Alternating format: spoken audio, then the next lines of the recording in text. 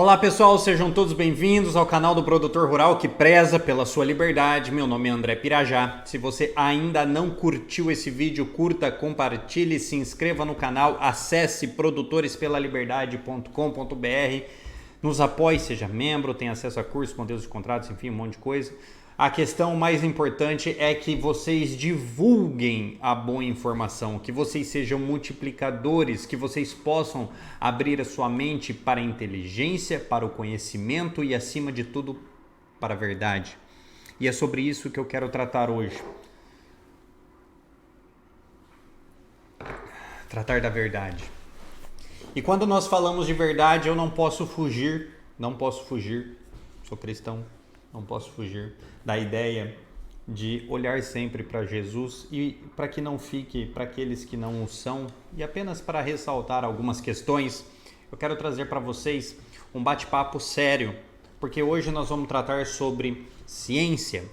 E quando nós falamos sobre ciência, nós temos que olhar os últimos anos, principalmente no mundo, e entender que a ciência, há um tempo, ela é seletiva e ela não busca o experimento, não utiliza método científico. E o que é método científico? Prova contra prova, evidências, estatísticas. Não. Ela é sempre vista como algo futuro, como algo não palpável, como algo que, de certa forma, não existe benefício para os resultados que se buscam impor, mesmo que esses resultados já tenham sido testados no passado, comprovado a sua ineficácia e mesmo assim eles são reeditados.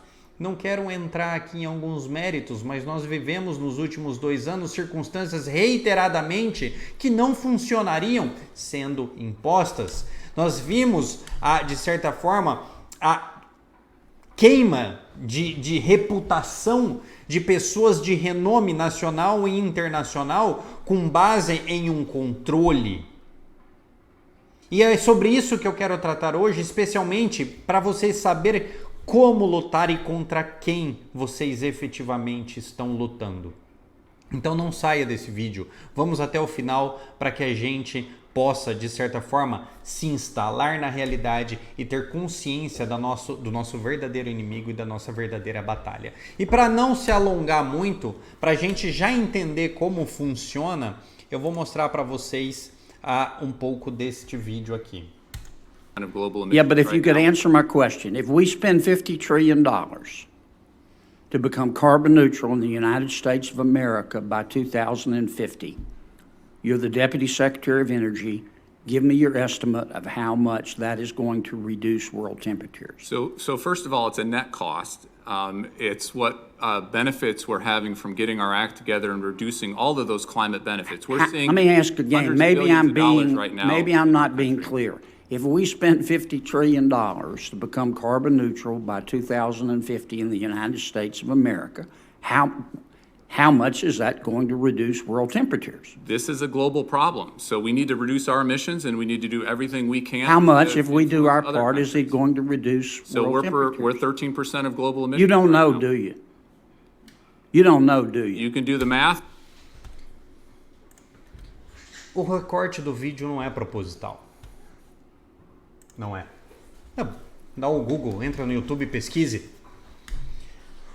Você gasta 50 trilhões de dólares para se tornar neutro em carbono até 2050 nos Estados Unidos. A pergunta nada mais justa para aqueles, senador que representa o povo americano, o seu contribuinte, porque esse dinheiro virá do contribuinte, todas as consequências, o desemprego, a fome, o desestímulo econômico, o oligopólio, tudo isso que nós já tratamos aqui nesse canal, tudo isso virá pela imposição dessas pautas climáticas, mais o gasto de 50 trilhões de dólares. E a pergunta é muito simples: quanto isso influenciará no resultado climático?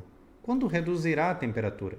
E veja, por mais que o secretário lá de energia diga que não, mas nós representamos 13% do mundo, isso não refletirá no mundo. É óbvio que não refletirá no mundo. E não é pelo fato de você representar 13%, mas é pelo fato de que Se você representa 13% e você adota determinada conduta de descarbonização, isso traria sim um reflexo. Se a questão é matemática, você resolveria o problema em 13%. Ah, André, mas você não pode fazer essa conta. Não, eu poderia. Porque nós estamos partindo da premissa de cálculos matemáticos, desde o Clube de Roma. Então, qualquer interferência matemática traria um resultado matemático. A grande diferença é que não existe solução ou resultado de problema inexistente. Porque se o problema não existe e você adota todas as condutas possíveis para solucionar um problema que não existe, qual é o benefício, qual é o resultado da solução deste problema que não existe? Nada. E é por isso, senhores, que se utiliza o medo, o terrorismo, as mudanças climáticas e todas aquelas questões para impor condutas não racionais, porque elas são pautadas pelo medo. Olhem os últimos 2 anos. Quais foram as condutas racionalmente adotadas que hoje estão sendo novamente, porque essas condutas já foram adotadas em outros tempos. Já foram adotados, mas eles não quiseram aprender com o passado, porque é muito mais fácil manipular pelo medo. Qual é o resultado de hoje? A ineficácia das condutas que outrora já foram testadas. Mas por quê? Eu vou explicar por quê. Se nós estamos falando sobre ciência, e nós temos a ONU, nós temos também pessoas sérias, pessoas que ganharam o Nobel e toda aquela historinha, pós-doutores. Vocês querem olhar? Tá aqui, ó. Embaixadores, Nobel, laureato, doutor, professor. E essa lista já aumentou, tá bom, pessoal? Essa lista aqui ela é um pouco antiga, tá? Nós temos 1.107, hoje já está mais em 5.000, se eu não me engano, nomes, inclusive vários brasileiros, tá? Vários brasileiros que estão na lista hoje, tá? Aqui, tá? Agronomista, The Great Global Warming, dizendo em uma só voz, que não há emergência climática. E por que não há emergência climática? Porque a ciência deveria ser menos política, enquanto as políticas climáticas deveriam ser mais científicas. Fatores naturais e antropogênicos. Arquivo geológico revela que o clima da Terra tem variado desde o planeta existiu, com fases frias e quentes naturais. A pequena idade do gelo terminou em 1850, portanto não é surpresa que agora estamos passando por um período de aquecimento. Isso é método científico, é recorte temporal, não nos últimos 50 anos, 60 anos, mas uma análise geológica. O mundo aqueceu menos do que o previsto, óbvio. Gente, lembra as metas? Vai aquecer 4, depois aquece 2,5, depois vai aquecer 1,5 e agora dá 0,2. Mas tudo bem, né? Modelo climático tem muita deficiência e não são remotamente plausíveis como ferramenta política, isso é óbvio. Eles não apenas exageram os efeitos de gás de efeito estufa, mas também ignoram o fato de que enriquecer a atmosfera com CO2 é um benefício. Isso nós experimentamos na agricultura na década de 70, onde houve o maior incremento de CO2 na atmosfera, houve um aumento na produtividade. Isso é óbvio. Por que é óbvio? Porque o CO2 é alimento vegetal, a base de toda a vida na Terra. Ele não é um poluente.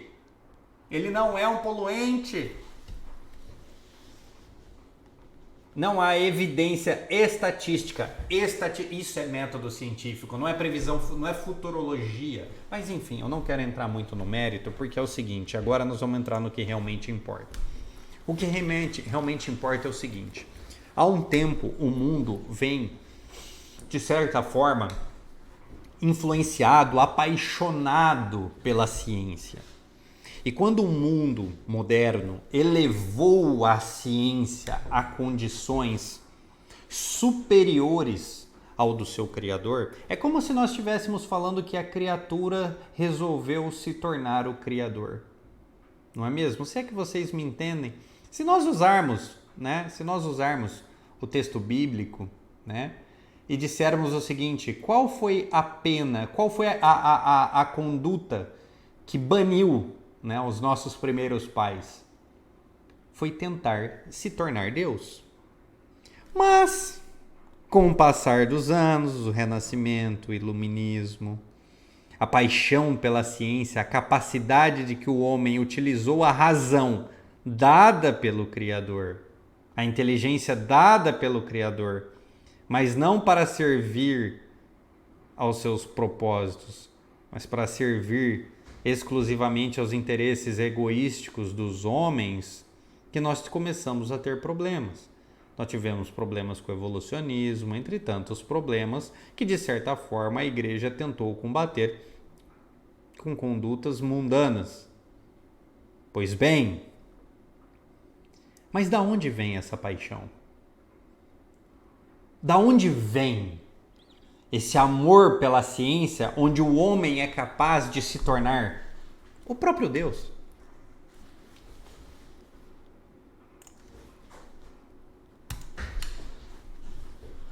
Clube Satanistas para Crianças promete reeducar alunos de maneira descontraída. Nas redes sociais, a organização apresenta o satanismo, com desenhos infantis, o tempo satânico, nos Estados Unidos, enfim, promete reeducar os alunos. Já educaram os pais com o cheirinho do modernismo, já educaram as consciências pela cultura, e agora eles têm basicamente isso. He wants you to have fun, né? Se você quiser diversão. And by the way, não existe inferno. Agora a parte principal que eu quero mostrar para vocês. Science is important, so we understand the world. A ciência é importante para que a gente entenda o mundo. Quando nós colocamos a ciência, capacidade humana para entender o mundo, nós por nós mesmos, nós estamos nos tornando de certa forma, ou querendo nos tornar o Criador. O que vocês precisam compreender é que, talvez, para quem queira ou para quem está assistindo esse vídeo até o final, o que vocês precisam compreender é que a pauta climática, o ambientalismo, o terrorismo climático, a elevação da mãe natureza, a carta da mãe terra e todos os seus vieses e as séculos possíveis que envolvem esse ambientalismo, desde o momento onde nós deixamos de dizer que a natureza é a criação e passou a ser natureza e passou a ser meio ambiente, entre outras coisas, quando deixou de ser a criação. Tudo isso é para que o homem enxergue nele a possibilidade de se tornar Deus. E todo esse modernismo, todo esse cientificismo, nada mais é para comprovar que Deus está errado e Deus não existe. Se você não entendeu, bom, Deus criou o mundo, Deus criou os homens. Deus pediu-lhes que eles dominassem as criaturas da terra, ocupassem, crescei-vos, multiplicai-vos e do suor você tirará o seu sustento. Se o mundo não está aguentando o mandamento de Deus de crescei-vos, multiplicarmos, tanto é que diversas instituições pedem, clamam por redução populacional, clamam por insuportabilidade das condições humanas, nas condições que estão, significa que Deus errou na criação. Mas Deus é infalível.